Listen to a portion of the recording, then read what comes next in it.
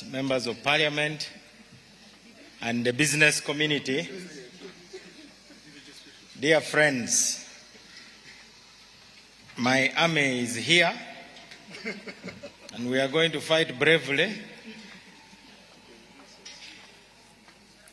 I am Nobert Mao, Minister of Justice and Constitutional Affairs. Mr. President, America has Fortune 500. How many has Uganda got? Those who are the pillars of the economy. I'm consoled by the fact that America did not nurture the Fortune 500 overnight. So I thank you for convening this fireside chat to enable us nurture our Fortune 500. Who are the wealth creators in Uganda? They are the people who multiply money, create jobs, grow our economy, and provide the money to do all the things that Uganda needs. I thank you, Your Excellency, for convening this meeting. The investors are here to put a mirror before our faces. It is a kind of reality check. But apart from telling us what we look like, the good, the bad, and the ugly, they are also declaring their very big dreams for which they seek support. And I think that is the most important part of this meeting. Some of the things we have seen in the mirror are things we like. There are also things we don't like. I can assure you, Mr. President, the mirror is a clean one. It is not broken. There is no distortion. If you were not the one who had called this meeting, I would have said the Honorable Anita had invited you and set a trap for you. Mr. President, these investors have read very long charge sheets here with many charges. And the Honorable Minister of Finance got the longest charge sheet.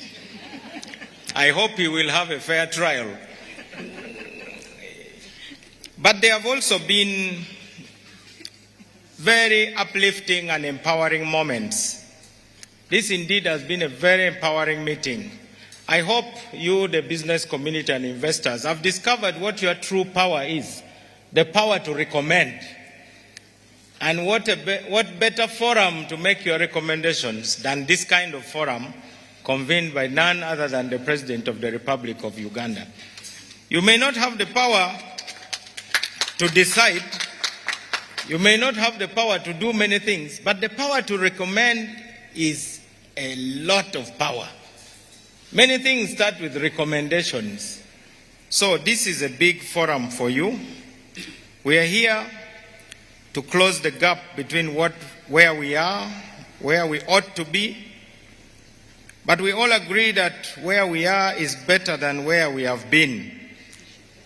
Mr. President, since I joined government, I've discovered one thing, that government has not been good at speaking about the good things that it does.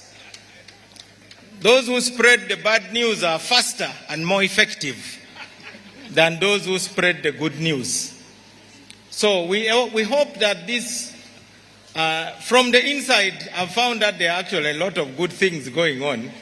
You know where I've been.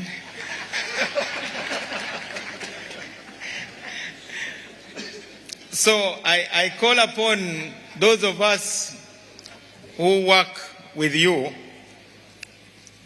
to run faster, catch up, and overtake those who are spreading the bad news, not only in Uganda, but also abroad. What I know is that the investors have their own stories, and I want to thank you for accepting to stay here the whole day to listen to them, because this is about them. Reminds me of Ellis Island in New York, where immigrants were asked to tell their stories of immigration. One of them wrote, "I came to America because I was told the streets are paved with gold. I discovered three things. One, the streets are not paved with gold. Two, the streets are not paved at all. Three, I was expected to pave the streets. Mr. President, these are the stories I've heard from some of the people who have talked, notably the former Minister of Agriculture, the Honorable Victoria Sekitoleko, who made it clear that will you had her to think the streets were paved with gold, she discovered that the streets were not paved and that she was expected to pave them. But also, Mr. President, this is about leadership, and it starts with you. It's about tackling bottlenecks, and the investors have told us that the bottlenecks are at the top. This is also about accountability. So if you, the President of Uganda and the Fountain of Honor, has decided to come and sit here to be held accountable by investors, who in this blessed republic will have the guts to refuse to be held accountable? Because you are here to be held accountable. And I want to ask the investors to be frank, scratch where they are itching. I know, of course, that in our African culture, some unmentionable parts cannot be scratched in public. And so, I hope you will grant private audiences to some groups of investors, particularly these small businesses who have asked for grants. When they hear of $10 million for coffee consortium, it's a very big word. Then those who make shea butter in Pade and Arua, they wonder, when will the shea butter consortium also be thought about? Then the beekeepers of Nakasongola will also talk about their consortium. And then the coffee cooperatives in Bukoma and Simbi, they also want to be, they have basically said they are not looking for loans. So without them lobbying me, I want to request Your Excellency through your daughter to give audience to some of these Ugandans. I think they feel jealous when they see the oil sheikhs from Saudi Arabia always visiting you. They see the Chinese and others. Your own struggling people also want to come and meet you because they are the ones you have promised to protect in your recent speech. So I believe very strongly that today you'll continue to do what you do best, as stated in 1 Corinthians 14:8.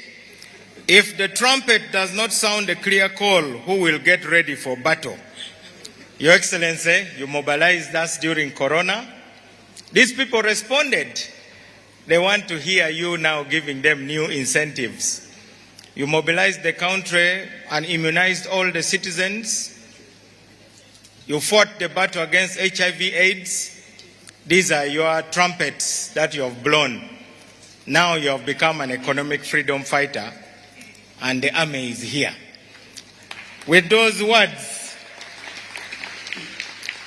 I want now to invite the representatives of the Uganda Registration Services Bureau to tell us why anybody should not believe that Uganda is not the best and fastest in getting businesses out of the labor ward up and running.